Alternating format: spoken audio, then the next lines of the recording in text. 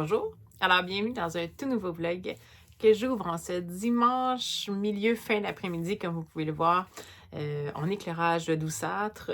Je vais arrêter de vous en parler à un moment donné, quand on va revenir à une luminosité plus normale, mais bon. Alors, me voici donc pour un tout nouveau vlog vivresque, avec une semaine toute neuve à aborder. Comme je viens de terminer dans le dernier vlog ma lecture au long cours que j'avais depuis 2 vlogs déjà, le Candifolette, ben c'est sûr que je suis quand même assez contente de pouvoir, bien que j'ai vraiment aimé cette lecture-là, je suis contente de pouvoir me plonger dans autre chose. J'ai toujours pas rien choisi pour le moment.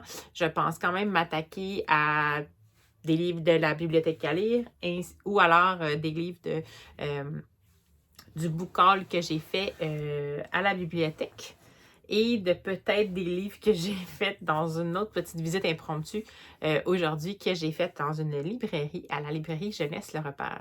Donc, ce que je vous propose pour une fois n'est pas coutume, c'est de vous faire tout d'abord faire un petit tour dans la librairie Jeunesse Le Repère qui est à Granby.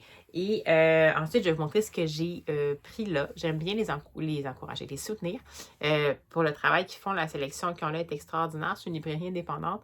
Donc, j'avais pas prévu d'acheter des livres, mais c'est rare que j'y vais. Quand j'y vais, j'essaie quand même de les soutenir. Puis cette fois-ci, j'ai acheté aussi du Québécois, un Québécois, un étranger. Donc, ce que je vais faire, c'est que je vais vous laisser tout de suite pour passer, en fait, aux petites images très brèves de la librairie. Puis après, on se revoit pour le book haul complet, incluant celui de la bibliothèque. Allez, bon visionnage!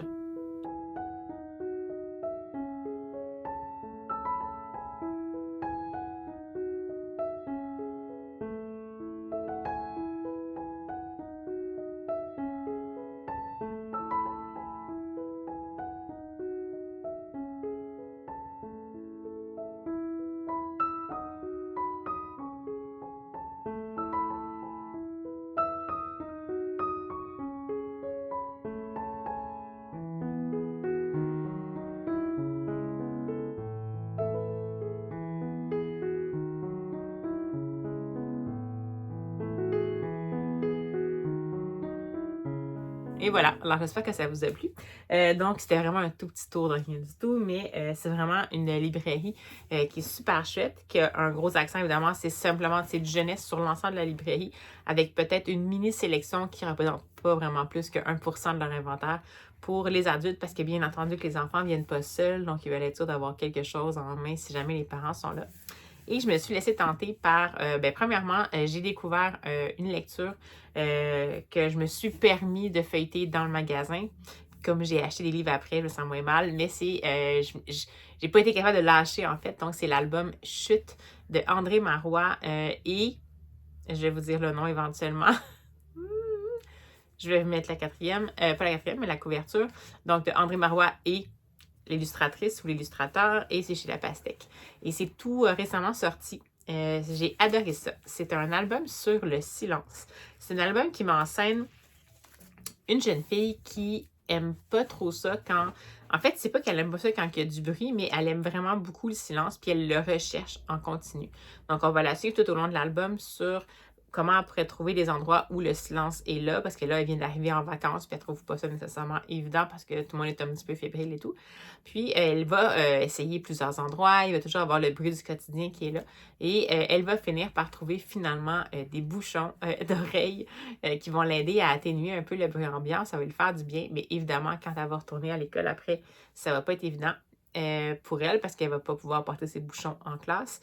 Et par contre, à la fin, elle va faire une rencontre assez particulière dont je ne vous parlerai pas. Je vais vous laisser la surprise qui va faire en sorte qu'elle va comprendre que finalement, on n'a pas toujours besoin de bruit et de mots pour développer une relation avec quelqu'un d'autre. Donc, on parle ici, évidemment, d'hypersensibilité, je pense, d'hyperacuité. Là, c'est comme quelqu'un qui est vraiment pas bien quand il y a trop de bruit trop longtemps. Et de sa tentative de trouver sa place dans la société avec toutes ses caractéristiques à elle. Et évidemment, ça va parler aussi d'amitié. Donc, j'ai vraiment beaucoup aimé l'histoire. C'était pas trop dense. La fin est un petit peu quand même rose bonbon, mais c'est un album jeunesse. Mais sinon, j'ai bien aimé la réflexion C'était pas dramatique. C'était juste une jeune fille qui, malgré le fait qu'elle avait une contrainte particulière par rapport à elle-même, essayait quand même de trouver des solutions pour trouver sa place et non pas de changer les autres, mais plus de faire en sorte qu'elle s'adapte en fait à la situation. Et j'ai adoré l'univers visuel. Vraiment, c'était tout en douceur. En plus, un travail avec la pastèque, ça a été imprimé sur du papier qui est comme un peu granuleux. Fait que ça fait vraiment un effet un peu texturé, puis doux, puis feutré, en fait, dans les illustrations. Comme si on avait des bouchons d'oreilles, mais dans les yeux. C'est un peu bizarre, mon affaire. Mais dans le fond, comme si ça atténuait, en fait, tout ce qui était vif. Fait que même au niveau de l'univers visuel, on est allé dans le même sens un peu que l'idée même de l'histoire. Donc ça, j'ai adoré ça. C'est un coup de cœur pour moi. Là, ça, cet album-là, si vous ne l'avez pas encore découvert, ça vaut vraiment le coup. Que vous soyez hyper sensible ou pas au niveau des stimuli sonores. Moi, c'est mon cas. En fait, j'ai de la misère à vivre dans le bruit en général. Donc, j'ai appris à gérer ça, mais je ne suis pas quelqu'un qui a de la facilité. J'ai vraiment une grande acuité auditive, puis souvent, ça m'envahit beaucoup l'espace mental quand il y a trop de bruit. Donc, c'est sûr que je me suis quand même... Ça a un peu résonné en moi particulièrement. Mais c'est surtout cette création-là, à quatre mains, j'ai trouvé ça vraiment parfait. Puis ça m'a surpris parce que... Mais remarque, André Marois, dans les derniers temps, il est quand même... C'est un petit peu... il a un petit peu varié ses styles parce qu'avec la série Le voleur de sandwich puis toute la suite aussi, et tout ça dans jeunesse, mais sinon c'était un petit peu plus quelqu'un qui faisait des policiers, donc c'était une plume qui était un peu différente. Là, j'ai trouvé que c'était tellement tendre et authentique, je trouvais ça vraiment parfait. Donc, petit coup de cœur impromptu dans cette librairie-là. Et sinon, on parle le bocal. Donc, sinon, j'ai décidé de leur prendre tout d'abord un livre que j'avais vu passer en décembre dernier, je pense, quand j'ai fait des acquisitions. Puis, j'avais envie de découvrir ça. C'est une autrice québécoise qui est bien connue, que moi, j'ai jamais lu encore. Mais je trouvais que c'était une belle proposition concernant la collection. En ce moment, vous me voyez essayer de faire quelque chose en même temps que je vous parle. Mais comme je ne suis pas douée pour faire des choses en même temps, ça paraît que je fais d'autres choses. J'ai rien envie l'étiquette. Tout ça pour dire que le livre que j'ai pris, c'est donc Coupable, l'affaire Mana Thompson de Karine Paquin et c'est aux éditions Les Malins. Donc, c'est comme un roman d'enquête inspiré de faits réels. C'est ce que j'ai compris. C'est une nouvelle série. C'est la série Coupable. Cette fois-ci, c'est l'affaire Mana Turgeon. Puis ce que ça dit à l'arrière, c'est que c'est un récit d'enquête qui est inspiré de faits réels. Et puis, elle réussit à les rendre captivantes. Je vais la 4e de couverture. Vous allez voir à quoi ça ressemble un petit peu. Mais sinon, c'est quand même une petite plaquette. C'est pas trop vieux. Je pense que c'est peut-être du... Je sais pas c'est quoi le sujet. Je sais pas si c'est de l'ado ou du 9-12, mais on verra. Donc, on se lit ça, la petite 4e. C'est parti. Serge Barclay en a vu de toutes les couleurs depuis son entrée en poste comme sergent enquêteur au crime majeur de la Sûreté du Québec. Si bien que ses enquêtes passées reviennent hanter ses nuits d'insomnie des mois, voire des années après les faits. Cette fois-ci, l'affaire Mana Thompson trouble le sommeil du sergent. Selon ses proches, l'adolescente de 15 ans n'avait aucune raison de vouloir mettre fin à ses jours et personne ne comprend comment elle aurait pu tomber dans la rivière des Prairies à Montréal. Alors pourquoi son corps a-t-il été retrouvé, échoué sur la berge à la hauteur du parc Rimbaud sans aucune marque de violence apparente? Que s'est-il passé? Et surtout, qui est coupable de ce meurtre? Donc, je trouvais que c'est vraiment... Donc, c'est de l'ado, en partant, j'imagine, parce que premièrement, ça parle de meurtre, de fait, c'est un peu du true crime, dans le fond, pour la jeunesse. Et évidemment, on aborde ici le suicide, parce qu'habituellement, ces sujets-là, c'est plus pour au moins du 15 ans et plus. Mais j'ai trouvé ça intéressant. C'est pas du tout mon genre, habituellement, de lecture, donc c'est pour ça que j'ai fait exprès pour me sortir un peu de ma zone de confort. Je suis pas dans le true crime habituellement, mais là, je me suis dit que pour la jeunesse, ça pourrait peut-être passer. Donc, ça se présente sous forme de... On a comme, dans le fond, des preuves. Je ne sais pas si vous allez voir, mais on a ça. Après ça, je pense qu'on a les différents suspects. Par exemple, des fiches comme ça. Puis après ça, je crois qu'on a des entrevues, un témoignage. Bref, tout ça pour dire que... Fait que je trouve ça vraiment intéressant comme produit. Fait que j'ai décidé de découvrir ça. Ce sera mon premier Karine Paquin. Et le premier de cette série-là aussi pour moi. Sinon, je suis vraiment... ça va être instantané, puis sans doute que Sophie va trouver ça drôle, mais j'ai vu son TikTok de ce matin qui parlait d'un titre que j'avais également vu. Je me souviens plus c'est chez qui. Je sais pas si c'est... Je sais pas c'est chez qui. une booktubeuse, en tout cas, qui lit du jeunesse ou du young adult, mais je me souviens pas. J'ai vu récemment, dans le fond, en Europe, mais celui-là, dans le fond, il est sorti aussi au Québec. Puis Sophie en a parlé dans son TikTok, puis ça avait tellement l'air bon que j'ai pas été capable de résister. Puis là, je vais l'emprunter à la Bibli, mais finalement, il était là, fait que j'ai pas pu résister. Donc, c'est l'héritage de Judith Blackwood. C'est écrit par Nathalie Summers. Summers. C'est chez Didier Jeunesse. C'est sûr que ça, d'après ce que je peux voir comme réplique, c'est peut-être pas sans rappeler. Ça me fait penser au départ avec le titre peut-être à Inheritance Game, mais c'est pas du tout le même genre. Donc, je vous lis la 4e, vous allez voir. Londres, 19e siècle. Judith Blackwood, orpheline sans le sou, est envoyée chez son grand-père qu'elle n'a jamais vu. Celui-ci a une passion, les échecs qui ornent chaque pièce de son imposant manoir. En arrivant, Judith est loin de se douter ce qu'elle va y trouver. Une famille étrange, une atmosphère pesante et des secrets inavouables. La jeune fille est alors plongée dans une partie mortelle dont elle ne sortira pas indemne. Une enquête à huis clos à la Agatha Christie. Alors, c'est sûr que ça évoque pas mal les prémices de Inheritance Game, surtout on voit orpheline ici sans le sou. Par contre, il y a la dimension des échecs qui est là, mais on a quand même un petit peu le principe de peut-être pas, ouais, peut-être And then there were none, donc ils étaient 10, parce que de ce que je comprends, c'est que tous les héritiers vont être rassemblés dans le manoir, puis éventuellement, il va y avoir un premier meurtre, puis on va soupçonner la plupart des héritiers, puis ça va finir par prendre de l'ampleur, disons. Alors voilà, donc ça me tentait vraiment. C'est sûr qu'on a vu que c'était à la Agatha Christie, donc ça m'a tenté, mais je trouvais ça vraiment, vraiment chouette comme idée. Donc, je me suis lancée dedans. Alors, voilà pour mes mes petites acquisitions à la librairie Le Repère. Donc, c'était les 2 seuls que j'ai fait comme achat. Sinon, j'ai surtout été chercher plusieurs livres dans les bibliothèques dans les derniers jours et je vous montre ça. Donc, second book haul, vous êtes chanceux. Alors, c'est parti. Tout d'abord, je l'ai vu passer à plusieurs endroits, mais particulièrement chez Laura's Readings, qui en a parlé vraiment bien. Et puis, elle parlait vraiment de la traduction française, mais moi, comme ça a été écrit en anglais au départ, je voulais lire en langue originale. Donc, c'est un roman graphique de Deya Muniz et c'est The Princess and the Grilled Cheese Sandwich. Donc, c'est un roman graphique un peu déjanté, où la plupart des personnages ont des noms de fromage. Et de ce que je comprends, c'est que c'est un personnage féminin fort, une lady qui a envie de vivre sa vie sans avoir à se marier, mais bien entendu, à cette époque-là ou dans ce monde-là, c'est pas possible. Donc, elle va finir par, quand son père va mourir, évidemment, comme en plus c'est une fille, elle va pas pouvoir avoir sa fortune, puis elle va finir par se faire passer pour un garçon, pour être sûre de pouvoir déménager, dans le fond, dans la capitale de façon incognito. Mais de ce qu'on comprend, c'est qu'elle va finir par tomber dans l'entourage de la princesse, d'une princesse, et que celle-ci ne va pas nécessairement être indifférente à la personne qu'elle incarne, donc un homme, et tout ça. Donc, tout ça va s'en aller dans, j'imagine, potentiellement une certaine romance. Donc, ça m'intéressait vraiment. Je trouvais ça cool. Les visuels, peut-être un peu moins. Je vais vous montrer quelques planches. Mais ça va l'humour avait l'air excellent. Donc, il paraît qu'il ne fallait pas se fier au fait qu'on était dans un monde de princes et de princesses et de ladies. Donc, puis je trouve ça vraiment chouette. Alors, je vais essayer de voir si je peux vous en trouver une autre, peut-être. Voilà, donc premier emprunt à la bibliothèque. Sinon, j'ai enfin réussi à mettre la main sur un livre que j'avais vu passer il y a un bon moment.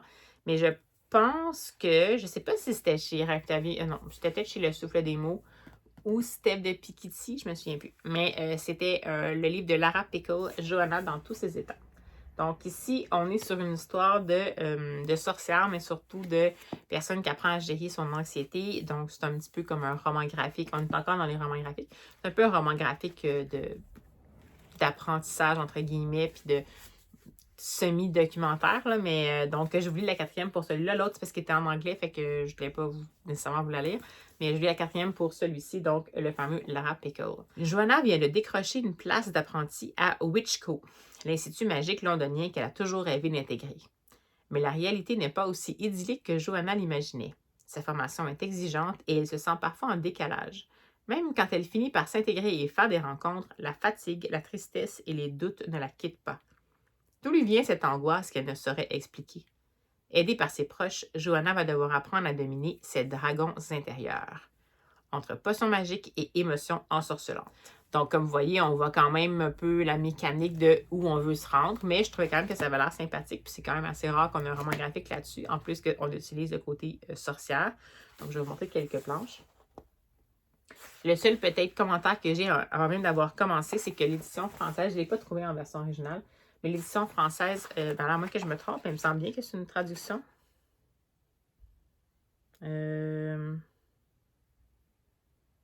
Ah oui, ça a été c'est paru en... C'est paru en espagnol en premier. OK, donc, j'aurais pas pu lire en langue originale. Donc, l'édition française, en fait, utilise un papier qui est très poreux, ce qui fait que les illustrations sont comme vraiment pâles. Sont pâles et un petit peu, pas floues, là, mais ça ressemble un peu à un papier de manga. Donc, ça, peut-être que je trouvais que c'était un drôle de choix. C'est sûr que ça garde le coup du livre bas, mais c'est peut-être pas le mieux pour l'expérience de lecture. Bref. Alors, donc, deuxième choix de bibliothèque. Sinon, j'ai reçu d'autres d'autres livres. Alors, sinon, j'avais réservé la, j'imagine, très audacieuse et très difficile, le défi très difficile de l'adaptation en roman graphique de Les Piliers de la Terre. J'imagine que ça va être un nombre incalculable de tomes. Donc, ici. Alors, c'est chez Glénat. C'est chez Glénat et c'est fait par Didier Alcante et Steven Dupré. Donc, d'après l'œuvre de Ken Follett. On va rester quand même dans Ken Follett. Et, bon, c'est ça. Le premier livre. Puis, bien entendu, ça va être... à l'arrière, la quatrième de couverture qu'on a mis, c'était vraiment quelque chose d'assez simple. C'est « J'espère que tu bâtiras ta cathédrale. Je croyais que tu t'y opposais. C'est vrai, mais j'avais tort. Tu mérites quelque chose de beau. Bâtis pour moi une belle cathédrale. » Donc, voilà pour celui-là. Ça, c'est vraiment parce que j'avais envie de voir... Moi, j'ai jamais eu les piliers de la Terre. Donc, déjà, en partant, je ne peux pas voir si la concordance, comment ils ont réussi à faire le défi de réduire un Ken Follett à une bande dessinée. Mais j'avais quand même eu le goût de voir de quoi ça parlait exactement, de quelle manière c'était abordé, puis comment il allait réussir le défi. Ça s'enligne quand même pour une adaptation de roman graphique. Comme je vous disais, habituellement, en roman graphique, c'est difficile que ce soit pas chargé. Donc, puis c'est moins mon genre d'illustration, mais bon, je voulais l'essayer. Puis l'avantage de la bibliothèque, c'est ça aussi, bien entendu. Alors voilà, donc celui-ci que je teste et que j'aurais peut-être pas testé si j'avais pas eu accès à la bibliothèque. Ensuite, j'ai, encore une fois, c'est grâce à Sophie, c'est la journée de Sophie, et j'avais dit que j'allais l'emprunter immédiatement. Elle avait également parlé sur TikTok, elle est tombée sur ce livre-là alors qu'elle était en 2 animations dans une école. Puis je l'avais vu passer cette BD-là, mais je l'ai jamais lu, puis ça m'a toujours tenté un petit peu, puis elle en avait fait une bonne... elle en a bien parlé, donc je trouvais que c'était intéressant nécessairement potentiellement à aborder. Alors, c'est L'espace d'un instant de Nick Smith et c'est chez Rue de Sèvres. Pour celui-là, je voulais la quatrième quand même. Oui, je voulais la quatrième. Alors, depuis qu'il a sauvé ce professeur d'art plastique d'un assaillant armé, Manuel souffre d'un syndrome post-traumatique qui l'isole et le fragilise. Les seuls points d'ancrage qui l'aident à garder les pieds sur terre et les doigts à l'appareil photo de son portable. Au contact de Sébastien et Keisha, avec qui il va devoir faire équipe dans le cadre d'un projet scolaire, Manuel s'ouvre à la beauté de la nature qui lui apporte le réconfort dont il a besoin pour se reconstruire. Donc, ce que ça dit, c'est que c'est un album qui est inspiré d'enfance de l'auteur, donc quand même, on s'enligne sur du lourd. Mais de ce que j'ai compris, c'est que c'est quand même quelque chose une démarche qui est vraiment intéressante et qui n'est pas nécessairement sans espoir. Donc, j'aime beaucoup les dessins. Vous allez souvent voir ma tête sur le côté parce que j'essaie de voir si j'ai bien cadré, si je cadre bien la BD pour que vous puissiez le voir. Et peut-être une dernière planche. Donc ça, j'ai vraiment hâte de lire ça, l'espace d'un instant. Je pense pas que c'est une nouveauté à ce point-là. Je sais pas si je vais voir l'année à laquelle ça a été ajouté. Ouais, 2022. Donc, ben, c'est pas si vieux, là, mais c'est pas une nouveauté. C'est juste parce que je l'ai vu, je me suis fait influencer par Sophie. Et sinon, je l'avais vu passer également, ça particulièrement chez Flow and Books, je pense, puis d'autres booktubers, mais j'avais vraiment envie de lire. Donc, c'est un opus de Titu Lecoq. C'est Les femmes aussi ont fait l'histoire. Donc, c'est une adaptation pour les jeunes d'un ouvrage qu'elle a publié pour les adultes, dans le fond. C'est Les Grandes Oubliées, je pense. C'est tout ça. Dans le fond, elle avait fait une version qui était adaptée de Les Grandes Oubliées, Pourquoi l'histoire a effacé les femmes, qui est parue chez l'Iconoclaste en 2021. Puis elle avait fait une version, disons, remâchée, entre guillemets, pour que ce soit plus abordable pour les jeunes. Donc, on est ici sur un documentaire et ça va être par sujet. C'est quand même assez dense. Donc, mettons l'Antiquité, guerrière et citoyenne. On a quand même, je dirais, peut-être une dizaine de pages, mais c'est quand même avec des petites sections, je vais vous montrer. On y va un peu par sujet, avec des petites phrases en orangé. Donc, de cette manière-là, on va évidemment voir une histoire qui est l'histoire avec un grand H, mais qui, pour une fois, en fait, souligne justement le rôle que les femmes ont eu au fil des siècles, même si ça n'a pas nécessairement été présent dans la grande histoire avec un grand H. Donc, ça dit avec humour et pédagogie, Titu Lecoq nous fait découvrir une nouvelle histoire de France. C'est sûr que c'est un contexte français, mais je trouve ça vraiment intéressant. Donc, voilà, celui-là, je vais le feuilleter peut-être peut-être pas tout d'un coup, là, je vais essayer d'en lire des petits bouts et tout, mais je trouve ça intéressant de pouvoir y avoir accès par la Bibli. Alors voilà, mon Dieu, quelle entrée en matière longue, mais oui, c'était un long segment. Un segment d'ouverture avec mon bocal de bibliothèque. Est-ce que je fais le focus? Oui. Et sinon, les 2 achats que je vous ai montrés à la librairie Le Repère. Alors, sur ces bonnes paroles, évidemment, ben écoutez, on va démarrer le tout et on va lancer ce vlog livresque de ce pas. Eh bien, je suis un peu en tergiversation ce matin. Bonjour d'abord. On est lundi, je suis en congé, je voudrais faire 1150 choses. J'aimerais ça aussi lire, mais j'ai pas réussi à choisir un livre pourtant. C'est pas comme si c'est pas comme si le choix manquait. Mais je pense qu'il y a juste trop de choix. J'aurais aussi peut-être aimé ça faire un peu de tri parce que ça rentre plus du tout. Puis j'aimerais ça agrandir ma bibliothèque, mais avant, je vais faire un peu de tri pour voir ce que j'ai besoin vraiment comme agrandissement. Donc, c'est ça un peu le plan du jour, c'est-à-dire pas de plan, un plan bizarre, un plan de... Ça se peut que je reste finalement juste à lire ou à écouter des vlogs ou à, je sais pas, fixer le vide en figeant devant l'indécision dans laquelle je suis plongée. Alors voilà, je vais faire un petit coucou pour vous partager ce savoureux moment de ma journée, très constructif. Oui, je ne suis pas toujours super organisée. Donc, je vous tiens au courant si jamais je choisis quelque chose ou je fais un move. Puis aussi, je sais pas, moi, j'attaque une bande dessinée qui sont mes bandes dessinées de secours là, que j'ai derrière moi. On ne sait jamais. Fait que, voilà, hein? Je vous tiens au courant.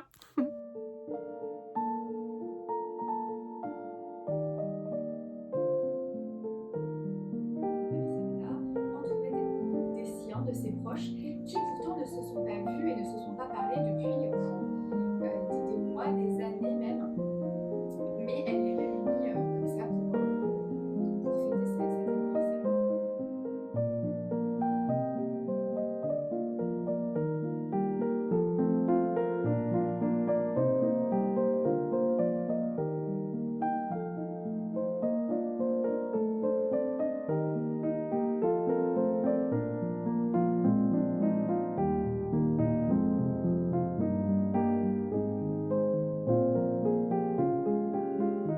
J'ai lu un livre, ouais. Sur les 2 derniers jours, là, malgré mon épuisement hier, j'étais à fond dedans, surtout la deuxième partie. Et je voulais vous en parler parce qu'il est extrêmement original.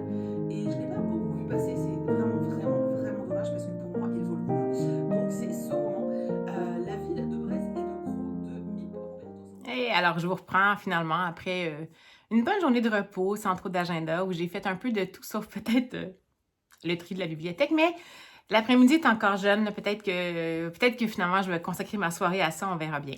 Cela dit, j'ai choisi ma prochaine lecture et c'est drôle parce qu'en fait, vous allez voir un peu dans les images, mais j'ai écouté un des vlogs du café et des livres et c'est comme elle qui m'a finalement donné l'impulsion pour ma prochaine lecture. Elle parlait qu'elle venait de terminer le tome 8 des enquêtes des détectives du Yorkshire de Julia Chapman. Et ben moi, en fait, je suis rendue à lire le tome 7. Puis là, ça m'a donné vraiment une envie irrésistible de retrouver Samson et Delilah. Parce que la dernière fois, le dernier tome, le tome 6, se terminait sur un terrible cliffhanger, comme on dit en bon français. Alors, écoutez, je me suis dit que pourquoi pas, puis j'ai découvert que sur une de mes plateformes sur lesquelles j'écoute les livres audio, dans le fond, je pouvais y avoir accès. Donc, j'ai décidé de commencer le tome 7 des détectives du Yorkshire, donc Dale Detective Mysteries. En anglais, c'est Date with Betrayal. Voilà, je recommence. C'est Date with Betrayal. Et en français, c'est Rendez-vous avec la menace. Je regarde par là parce que je vais vous lire le résumé de la version française parce que je pense que ça en dit pas trop. Puis ça va vous donner un petit peu... Je peux pas vous en dire beaucoup plus parce que c'est un tome 7. Mais je trouve que la 4e de couverture, ou en tout cas le résumé de l'éditeur de la version française est quand même bien fait. Ça vous donne une idée de ce qui se passe, mais ça fait pas trop de divulgacheur. Donc, alors, c'est parti. Vous êtes prêts? Une succession de vols inexpliqués terrorise les habitants d'un lotissement de la ville de Broncliffe. Dans le même temps, des malversations immobilières éclatent au grand jour, déclenchant un scandale. Samson O'Brien et Delilah Metcalfe mènent l'enquête sans se douter du danger qui pèse sur eux. En effet, un mystérieux tueur à gages a été chargé de les réduire au silence. Alors, bon, sans en dire plus, pour ceux qui connaissent peut-être pas encore à ce stade-ci la série des détectives du Yorkshire, la prémisse, c'est que Samson, c'est un natif de Broncliffe, comme Delilah, donc un petit village dans le Yorkshire, un comté en Angleterre. Et il s'est passé beaucoup de choses. Il a dû quitter un peu rapidement le village en raison d'une situation familiale et tout ça. Puis il est parti très longtemps, puis il s'est mis à travailler dans la police et surtout à être un agent infiltré. Donc, il travaillait undercover, comme on dit. Et malheureusement, il y a une opération dans laquelle il a été impliqué qui a mal tourné.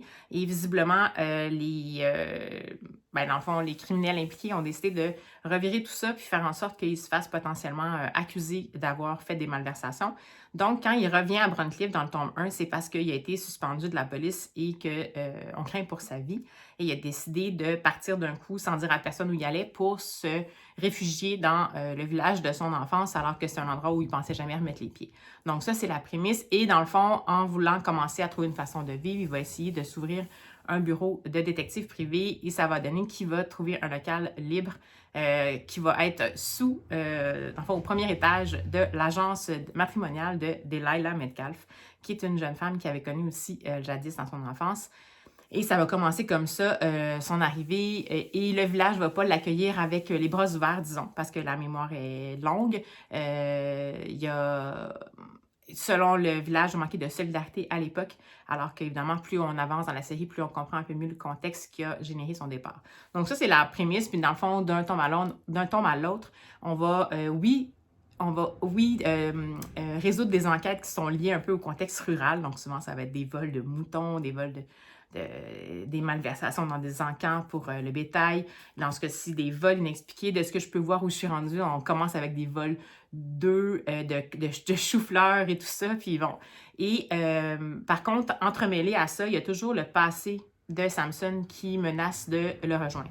Donc lui, il est suspendu pour 6 mois en attente de son procès parce qu'évidemment, ça va au point où il est en effet accusé en fait de malversation alors que c'est pas le cas, mais bon, il n'y a pas le choix.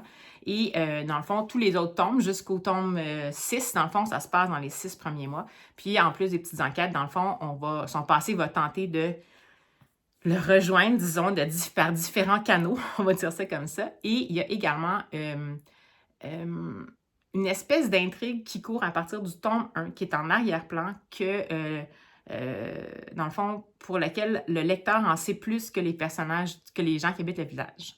Et donc, tout ça va évoluer au fur et à mesure des tomes, tout comme la relation entre Samson et Delilah, qui sont, disons, tout feu, tout flamme comme personne. Donc, vous pouvez imaginer que leur relation ne sera pas sans heurts.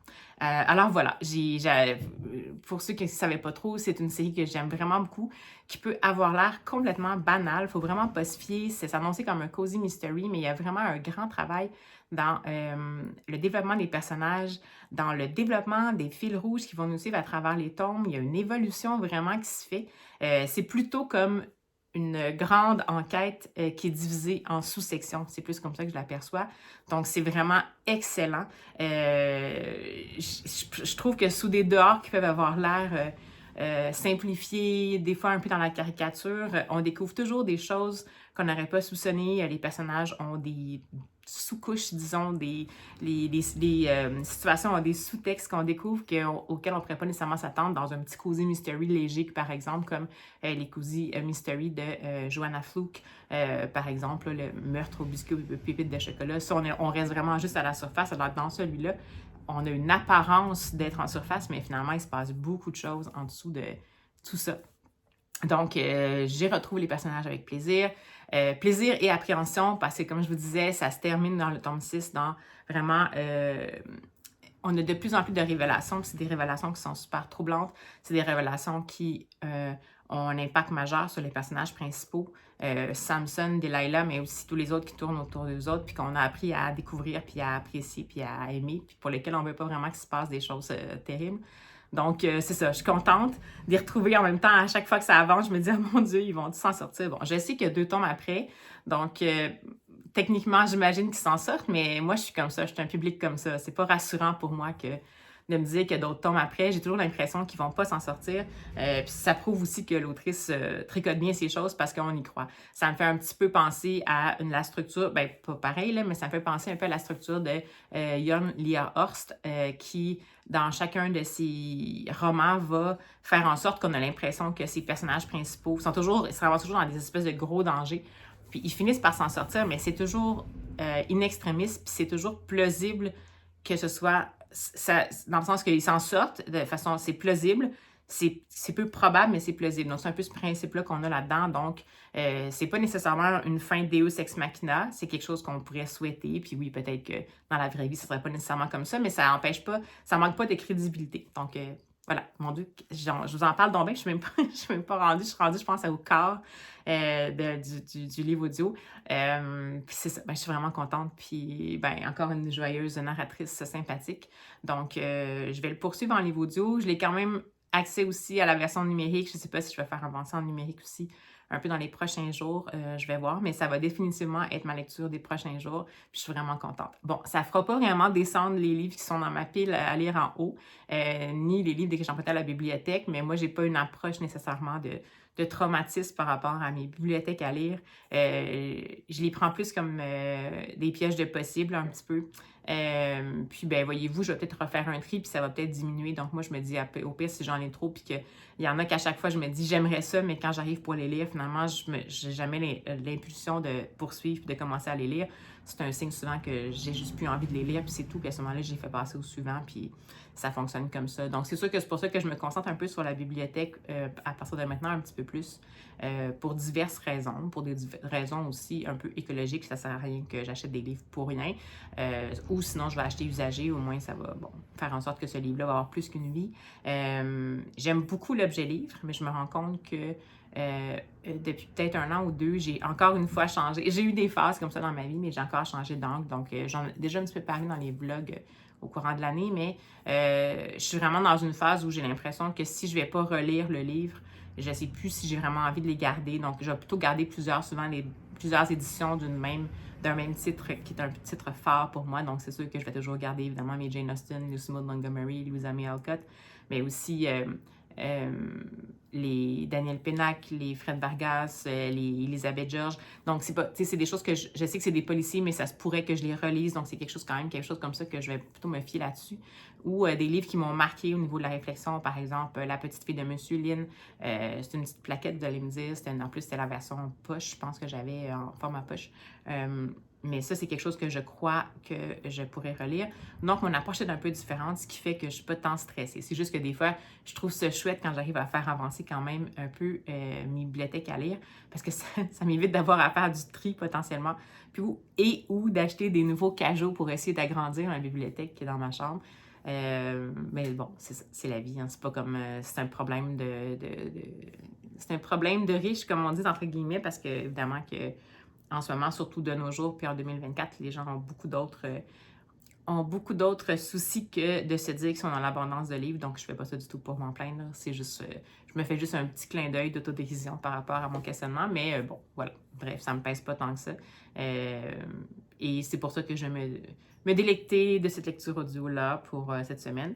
Et ça va me faire une bonne transition parce que je vous dirais qu'après le Never de Ken Follett, c'était vraiment, oui, il y a eu des petites failles. Comme je vous dis, c'était pas parfait. C'était peut-être pas le Ken Follett le mieux rodé à ma connaissance, mais c'était tout un travail de recherche historique et sociale, donc au niveau politique et tout. Donc, c'est sûr que c'était assez pesant, puis ça faisait beaucoup angoisser. Donc là, j'avais besoin de quelque chose de peut-être un petit peu plus, pas nécessairement plus léger, parce que c'est pas léger, en fait, là, le tome 7, là, c'est inquiétant, mais étant donné que je connais l'autrice, puis je connais un peu la façon dont elle structure ces choses, ça me rassure parce que j'ai au moins des repères connus, disons. Donc, peut-être pas sur le dénouement, mais au moins je connais les personnages, puis je sais que c'est pas nécessairement une autrice qui va complètement s'amuser à complètement tout défaire le château qu'elle est en train de construire. Pas tout, en tout cas, elle a tendance quand même à garder un petit peu de base si jamais, fait que c'est rassurant quand même pour moi. Alors voilà, c'était mon petit coucou de la journée. Puis on va se retrouver au courant de la semaine de toute façon, au fur et à mesure des lectures. Alors ben voilà, je vais juste vous faire un petit coucou de fin de journée. Allez, à tout de suite. Bonsoir, alors je vous prends rapidement, encore une fois, en habit du soir. Parce que, écoutez, j'ai commencé, comme je vous avais dit, le tome 7 des Dell Detective Mystery, donc Date with Betrayal, rendez-vous avec la menace. Et je l'ai terminé, j'ai commencé hier, puis j'ai terminé aujourd'hui. Et puis j'ai vraiment lu j'ai vraiment tout écouté en niveau audio parce que, bon, peut-être quelques pages en numérique, mais dans le fond, bon, hier j'étais en congé, donc j'ai pu en écouter une bonne partie, mais hier soir, j'ai continué à en écouter jusqu'à pas d'heure. Puis j'ai terminé aujourd'hui, puis ma foi, que dire de ce tome? C'est vraiment un coup de cœur. C'est sûr que là, plus on approche de ce que j'imagine être la fin, en tout cas, ça tire vers la fin de cette série-là, puis plus... toutes les boucles qui tardaient à se boucler sont justement en mode conclusion. Mais en même temps, avec cette autrice-là, on ne sait jamais. Parce que là, il y a quand même des choses... je ne vais pas vous en parler beaucoup parce que sinon, ça va tout vous divulgacher, là, c'est un tome 7. Mais disons que c'est un tome haletant. Un tome qui a même une allure un peu de 24, si vous vous souvenez de la série. Donc, c'est un tome qui va vraiment se dérouler dans les 2 jours qui précèdent la journée où un événement va se passer, ainsi que la journée même. Donc, c'est sur 3 jours, puis on va vraiment suivre le déroulement à l'heure, donc même à la minute. On va avoir des entrées comme, je sais pas moi, 9h48, 10h08, juste comme ça. Donc, on va voir avancer ça. On va multiplier un petit peu les points de vue, mais pas trop, mais quand même. Et ça va beaucoup bousculer des certitudes, même si on se doutait depuis le début qu'il y avait potentiellement de l'eau dans le gaz, comme on dit, des choses louches qui se passaient. Disons qu'on n'est jamais trop sûr jusqu'à quel point ça peut aller. Et puis là, dans ce tome-ci particulièrement, je dirais que il y a encore une fois de l'évolution de personnages, des personnages qui étaient plutôt secondaires, mais qui deviennent peut-être, qui prennent un peu l'avant, puis qui font beaucoup changer le cours des choses, justement, en se manifestant. Et évidemment, nos 2 personnages principaux, Samson et Delilah, qui vont à travers tout ça, donc l'enquête en tant que telle qui les a lancés, donc les petites disparitions un peu mystérieuses et rurales, et ce qui va débouler par la suite sur leur tête, ben dans le fond, évidemment que ça va leur interaction, puis leur relation va potentiellement, encore une fois, évoluer de façon importante. Et ben ça se termine sur quelque chose que, ben, il semblerait qu'il y a encore une boucle non bouclée et encore quelque chose de menaçant. Donc, même si je pensais jusque dans les dernières pages que ça se bouclait, puis je me disais, il va y avoir un autre tome, puis ça va être comme, bon, un genre de épilogue, mais en forme de tome. Mais non, finalement. Évidemment, il y a 2 autres tomes, donc c'est pas tout à fait bouclé. Alors, ben voilà. Écoutez, c'était vraiment haletant, puis c'était vraiment trop chouette de retrouver les personnages. Comme je vous dis encore une fois, c'est une série que j'adore particulièrement en raison des personnages, de leur interaction entre eux. C'est ça qui fait tout le charme, en fait, de la série. Puis, j'ai tellement aimé ça que j'ai même le goût presque de lire le tome 8 en enchaînement, mais je sais pas si je vais le faire, là, mais je pourrais. C'est juste que, évidemment, comme j'aime la série d'habitude, j'essaie plus d'étirer les tomes, mais là, bon, je me dis que... Oh boy, excusez! Bon, alors attention, on va essayer de déplacer le chat ici qui veut absolument faire partie du... Veux-tu dire bonjour? Non. OK. Caméra shy, mais pas tant que ça. Donc, finalement, c'est ça. Dans le fond, ce qu'on va voir, c'est sûr que j'aimerais ça enchaîner potentiellement les deux parce que ça nous laisse sur en vraiment quelque chose en attente. Mais j'avais dit ça aussi à la fin du tome 6, puis finalement, j'étais capable de patienter. Donc, je vais voir. Si je suis capable de patienter, je vais peut-être juste varier mes lectures cette semaine. Sinon, ça se peut que vous ayez une semaine Dale Detective, peut-être. Il me reste 3 tomes. Il me resterait 2 tomes à lire, potentiellement. Quoique, je ne sais pas si le tome 9 est paru. Je sais qu'il n'est pas paru encore en français, mais qu'il va bientôt paraître.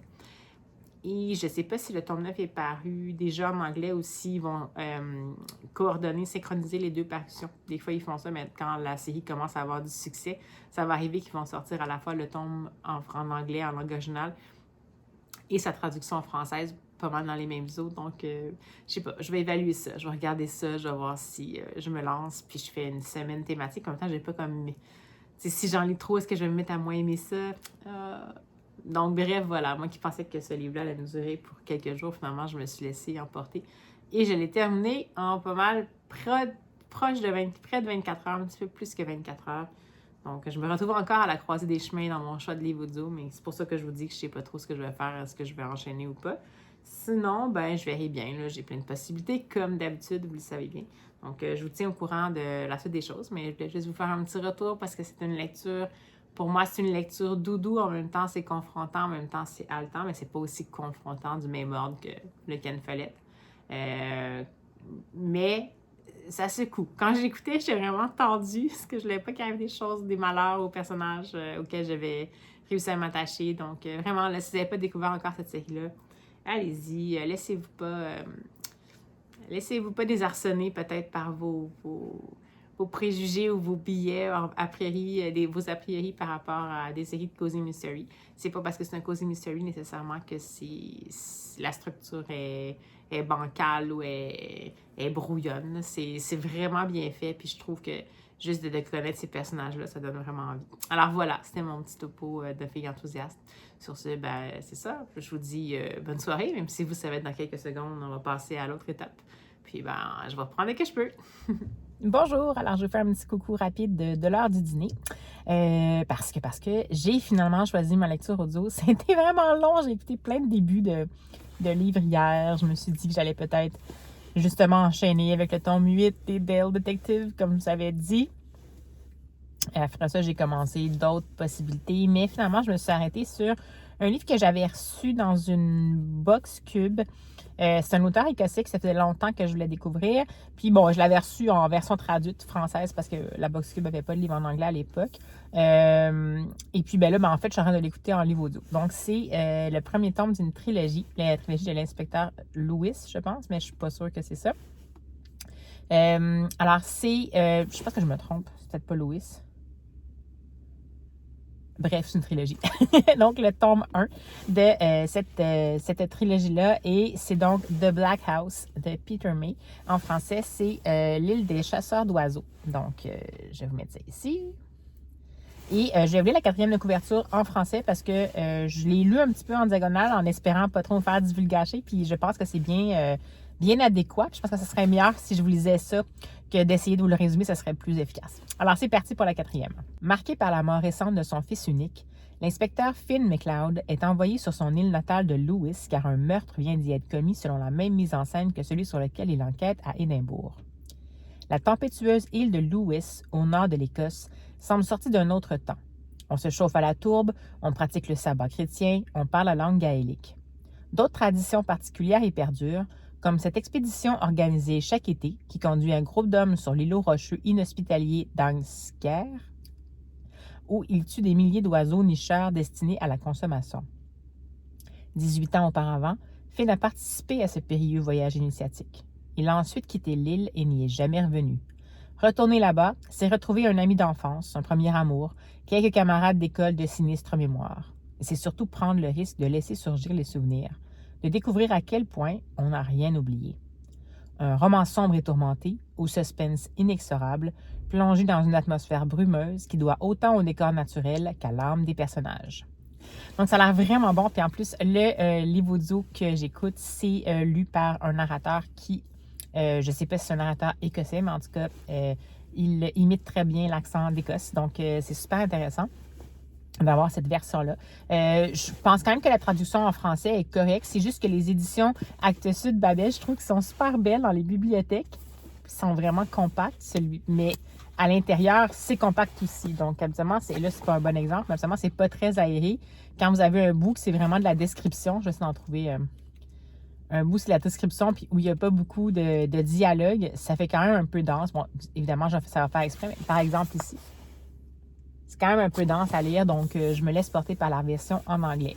Mais donc, c'est quand même une brique. En français, c'est, je vais vous dire ça, 420 quelques pages. 421 pages, quelque chose comme ça. Puis là, ben, je viens tout juste de commencer, donc je suis rendue à la page 55 dans cette édition-là.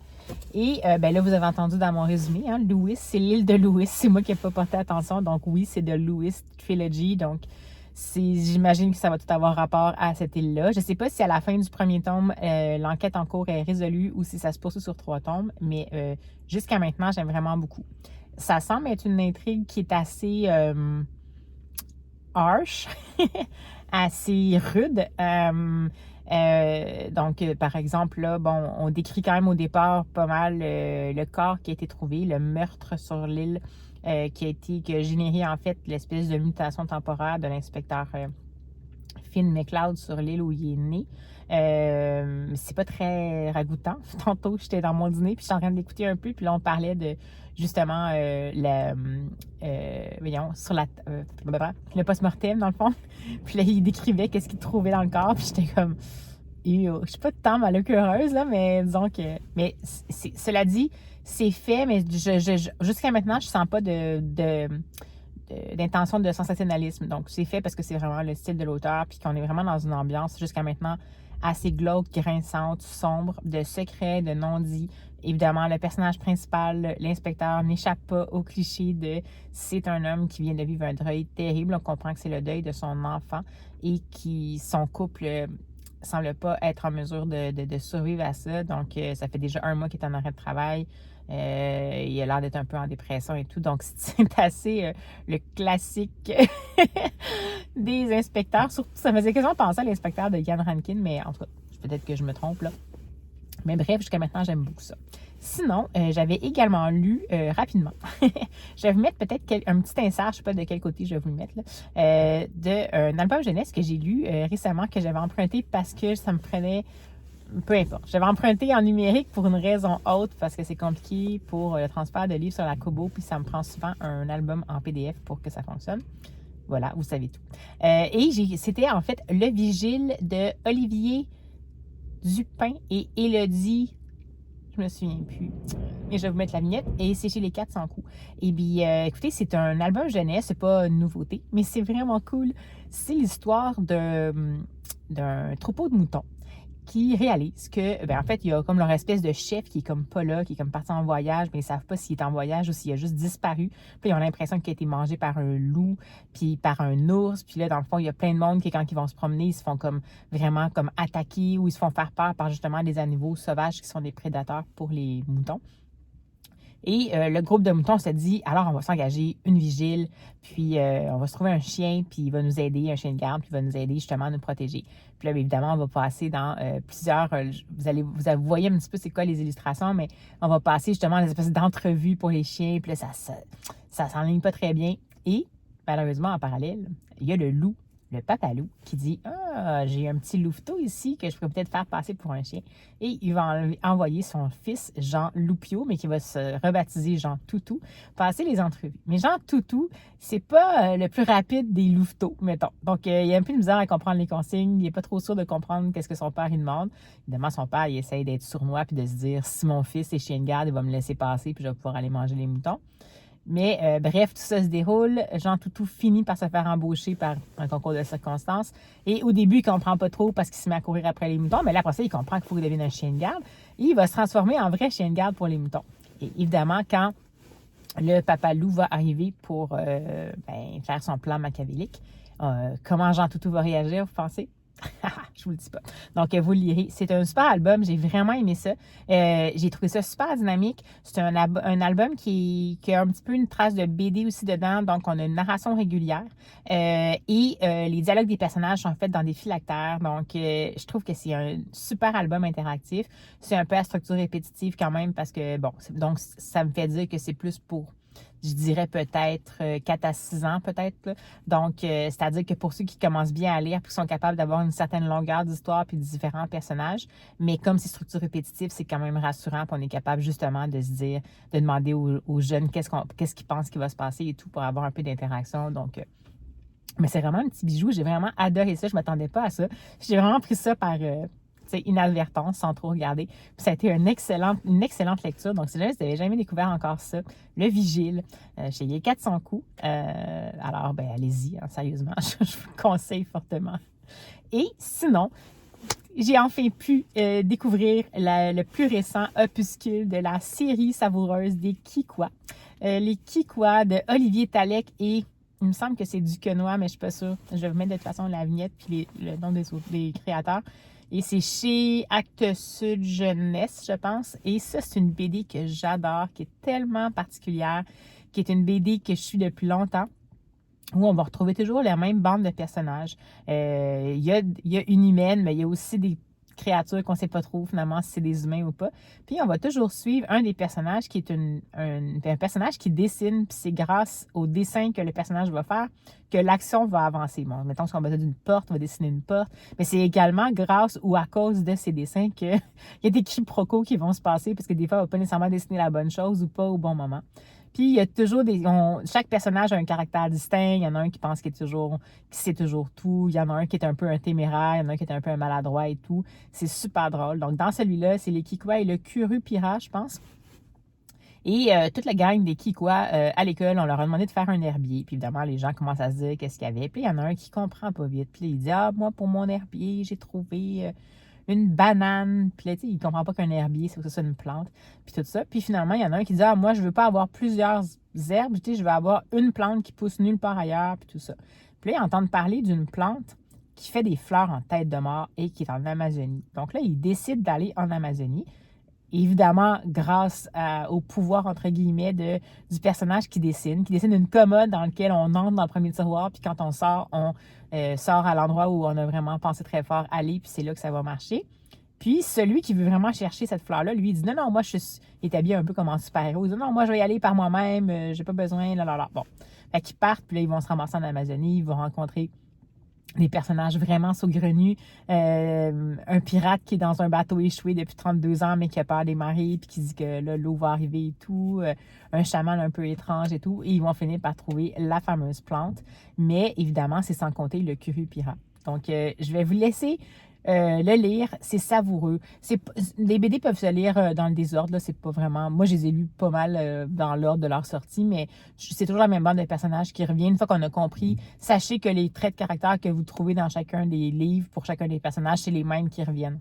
Mais ce que j'aime beaucoup là-dedans, c'est l'humour des dialogues, la bande de personnages qui est super attachante, puis la créativité du scénario, parce que évidemment que comme on coupe un peu le quatrième mur parce qu'on fait confiance au lecteur de lui dire ceci est une convention, je suis en train de dessiner quelque chose, puis ça va nous aider dans notre future aventure. Mais ça rend les choses vraiment dynamiques. Donc, j'ai vraiment adoré. Mais ça, c'était pas une surprise. J'ai toujours... c'est pas un coup de cœur, celui-là. C'était pas mon préféré, mais comme toujours, une excellente lecture. Donc, voilà. Le Vigile et le dernier Kikwa, c'était des petites lectures dans lesquelles je me suis un peu enfargée. Mais ça m'a fait vraiment plaisir de les lire. Alors, si jamais ça vous dit, ne vous gênez pas. Alors, sur ce, je vous dis un petit au revoir parce que ma pause de repas est finie. Puis on se dit à tout bientôt. Bonjour. Alors, je vous fais un dernier petit coucou du vlog. Parce que j'ai complètement dévoré le livre que j'avais en lecture audio, c'est-à-dire le premier tome de la Lewis Trilogy de Peter May, qui était The Black House. Et puis, en fait, en français, c'était L'île des chasseurs d'oiseaux. Je l'ai lu entièrement en audio et je l'ai lu comme en 24 heures, je pense, ou en 30 heures. Alors, c'est la semaine des lectures presque en une journée. C'était tellement... Oh, je ne sais pas quand je vais pouvoir vous en parler sans divulgacher, mais c'était vraiment prenant. C'était pas du tout ce à quoi je m'attendais. C'est particulier comme style d'écriture. C'est plus un... C'est vraiment de la littérature policière, plus que, disons, un thriller ou... je dirais que c'est... Pour moi, ça m'a évoqué peut-être un petit peu la structure peut-être du récit, puis même peut-être certains éléments de Elma, le premier tome de Eva Björk à guise de tir dans sa série, dans le sens où c'est encore une structure un peu à la scandinave, dans le sens où on va avoir une alternance entre le présent et le passé. Donc, évidemment, comme pour rappel, l'inspecteur, pourquoi j'ai un blanc? Finn McLeod va retourner sur l'île de Lewis, une île en Écosse où il a grandi puis qu'il a voulu quitter à tout prix, disons. Puis là, ben, il se ramasse sur cette île-là parce qu'il y a un meurtre qui s'est produit, qui semble avoir certaines similitudes avec un meurtre sur lequel il a enquêté il y a quelques mois, semaines ou mois, à Édimbourg. Puis, dans le fond, il va se ramasser sur cette île-là et en fait, il va être confronté à une bouffée de souvenirs. Donc, c'est sûr que tout au long du roman, on va avoir vraiment des narrations différentes. Donc, c'est-à-dire qu'on va avoir à la fois des narrations à la première personne au présent, des narrations à la première personne au passé, puis des narrations un peu omniscientes au passé. Donc, où même le personnage principal, on va parler de lui comme la troisième personne du singulier. Donc, ça multiplie un petit peu les points de vue. Puis je vous dirais qu'on passe beaucoup plus de temps dans le passé que dans le présent. Donc, ce qui me fait dire pour moi que c'est la littérature policière parce que c'est un roman qui met une grande emphase sur la construction des personnages, la mise en place du contexte, la description des lieux. Il y a énormément de descriptions des lieux. On s'y croirait, en fait, sur ces îles-là en Écosse. Et il y a une espèce de précision un peu chirurgicale ou peut-être précision télévisuelle dans certains cas. Je vous disais que c'était un peu rude. Là. Disons qu'il y a une scène en particulier à laquelle je pense qui se trouve au début en fait du livre, qui est le post-mortem, comme j'avais parlé, là, de le post-mortem du cadavre qui a été trouvé sur l'île de Lewis. Et bien finalement, on l'a décrit au complet, en détail, avec ce que ça donne. Donc vraiment au complet. Donc ça... ce moment-là, j'admets que je l'ai écouté au complet, mais c'est peut-être un moment que c'est peut-être le seul point que je me dis que ça aurait peut-être pu être, peut-être pas passer autant de temps là-dessus. En même temps, pour moi, c'est peut-être un petit bémol que j'ai que à la fois, on sent que justement, c'est un auteur qui met le temps pour décrire les choses, construire les personnages, faire en sorte que le lecteur se sent complètement plongé dans le contexte dans lequel son histoire se déroule. Mais des fois, on dirait que ça s'enfarge un peu peut-être dans certaines descriptions un peu à outrance, surtout que là, c'est quelque chose d'assez cru. Donc, peut-être que ça aurait pu se faire, qu'on aurait pu avoir l'effet escompté, mais sans nécessairement y passer tout le temps qu'il y a passé. Mais c'est mineur quand même. Donc, c'est ça qui se passe. On est vraiment dans un roman d'ambiance, un roman où on est confronté à des souvenirs, à la noirceur de l'âme humaine, à des non-dits. Et attention au trauma-avertissement, c'est sûr que j'ose pas trop vous les mentionner parce que ça va divulgacher en partie, mais comme je vous disais, il y a quand même, au niveau de l'enquête policière, il y a beaucoup de descriptions de détails, disons, de cadavres ou de crimes. Et puis, il y a quand même une certaine notion d'abus d'abus. Donc, d'abus entre des adultes et des mineurs. Donc, je vais pas trop vous en dire plus parce que sinon, ça va un peu vous divulgacher qu'est-ce qui va se passer potentiellement. Mais c'est sûr que peut-être que si pour vous, c'est quelque chose qui est quelque chose qui peut vous déclencher quelque chose en vous, ben, ce serait mieux que vous le sachiez. C'est peut-être pas la meilleure série pour vous. Cela dit, moi, je suis quelqu'un de comme super sensible, puis ça reste que c'est bien inscrit dans la progression de l'histoire, dans la... il y a vraiment une évolution de la tension dans le roman. Ça se termine sur un état de tension totale qui fait un peu penser à un thriller, mais c'est plutôt l'évolution, c'est plutôt un climax psychologique en fait qui se passe là. Évidemment, ça a rapport avec l'action aussi, mais c'est tout à fait logique selon ce qui va se passer dans le livre. Et puis, ma foi, j'en suis sortie toute retournée. Je pense que je vais lire les autres, mais je pense pas que je vais les coller par contre. Donc, c'est vraiment, vraiment remuant. Mais je vous dis, ça me faisait penser un peu à la construction, comme je vous disais, de Elma, d'Eva Björk à Guise de tir. Mais ça m'a aussi fait penser à un certain niveau à certains romans de John Irving qui fait se côtoyer à la fois comme le banal, puis peut-être même Stephen King dans certains cas, mais pas l'horreur, là. Pas dans le côté horreur, mais mettons dans, je sais pas moi, 22 novembre 63 ou La ligne verte ou quelque chose comme ça. Donc, qui fait côtoyer tout ce que l'âme humaine peut comporter de bon et de moins bon, et qui a pas peur de nécessairement aller sans détour, justement, dans des descriptions, dans des situations pour justement plonger le lecteur dans une espèce d'ambiance, mais qui en même temps a une super belle écriture qui va quand même insérer des descriptions et tout ça. Donc, on n'est pas nécessairement dans le gore pour le gore. On n'est pas du tout dans ce style-là. C'est pour ça que je mets même en parallèle John Irving, qui pour moi est un de mes auteurs, dans mes grands auteurs préférés.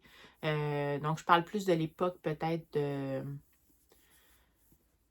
C'est pas que ça ressemble du tout à l'histoire, là, mais peut-être l'époque d'une prière pour Owen, peut-être même l'hôtel New Hampshire, cette époque-là. Pas les livres les plus récents, là, je les ai pas nécessairement lus, puis je les ai moins... Ceux que j'ai comme vu, je les ai moins appréciés. Mais donc, cette époque-là de John Irving, peut-être.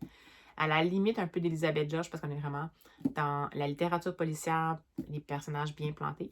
Puis vraiment le côté très, très, très, très, très sombre, potentiellement, des polars scandinaves, alors que c'est pas un polar scandinave du tout, c'est un polar écossais.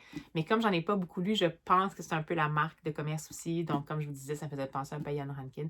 Bref, quand je dis ça, c'est pas du tout en mode que c'est des copies du tout. C'est juste que ça m'a évoqué toutes ces plumes-là que j'ai découvertes au fil du temps, qui n'ont pas nécessairement un lien entre elles. Et pour moi, ça m'a évoqué ça. Puis c'est des plumes que j'ai beaucoup appréciées, qui m'ont beaucoup remué, ce qui fait que j'ai vraiment accroché dans le fond à cette histoire-là, même si c'était clairement en dehors de ma zone de confort.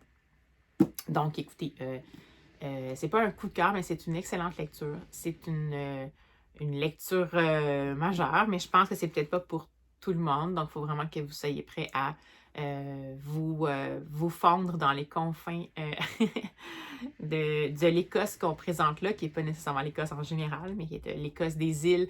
Ça fait aussi penser en fait à Shetland, donc un petit peu Anne Cleeves, ce côté-là sombre, les secrets personnels des gens qui vont avoir une influence finalement sur le présent, le côté un peu où on ne va pas édulcorer nécessairement la vie. Donc, où il y a des choses qui vont arriver dans la vie normale qui arrivent aussi, qui sont terribles, puis qu'on ne peut pas vraiment éviter, puis c'est pas pour faire du sensationnalisme. Donc, ça évoque ça aussi. Donc, voyez-vous, si vous avez aimé Shetland, peut-être, je dirais que ça pourrait être quelque chose que vous pourriez aimer comme série. Ouais, bon parallèle. Donc, si vous avez aimé la série Shetland, ou si vous avez lu les Anne Cleeves, je les ai pas toutes lues, ceux qui étaient dans la série Shetland. Moi, j'ai commencé une autre série, ça pourrait peut-être vous plaire. Voilà, c'était mon petit parallèle. Donc, écoutez, j'ai vraiment... j'allais dévorer, c'était comme prenant, je n'étais pas capable de le lâcher. Puis c'est sûr que de l'avoir écouté en audio, peut-être que le côté qui était un petit peu plus descriptif cru, ça m'a peut-être marqué plus parce qu'évidemment, ça me reste en tête. Tandis que quand je le lis en papier, des fois, quand je vois qu'on s'enligne là-dessus puis qu'on s'appesantit un petit peu là-dessus, je peux comme passer un peu en diagonale, mais là, c'était comme vraiment pas possible.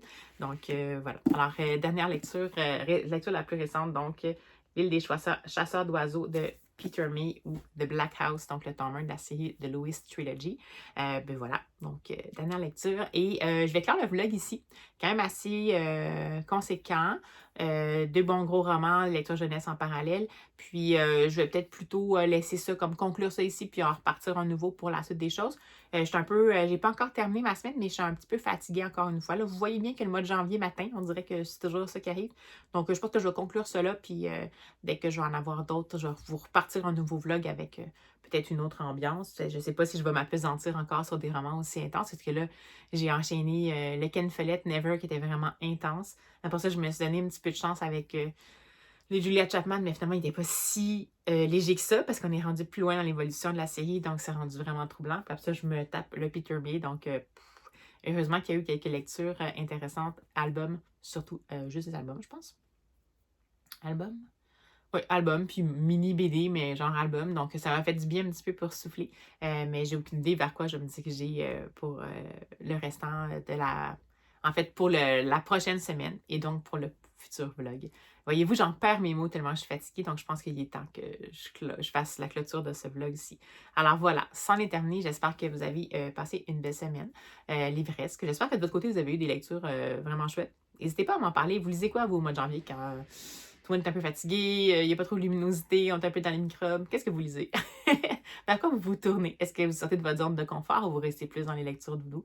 Alors, n'hésitez pas à vous manifester en commentaire. C'est sûr que si le contenu vous plaît, je vous invite toujours, bien entendu, à mettre un petit pouce en l'air, à vous abonner à la chaîne pour ne pas rater les futures publications. Puis, écoutez, nous, on va se dire à la prochaine!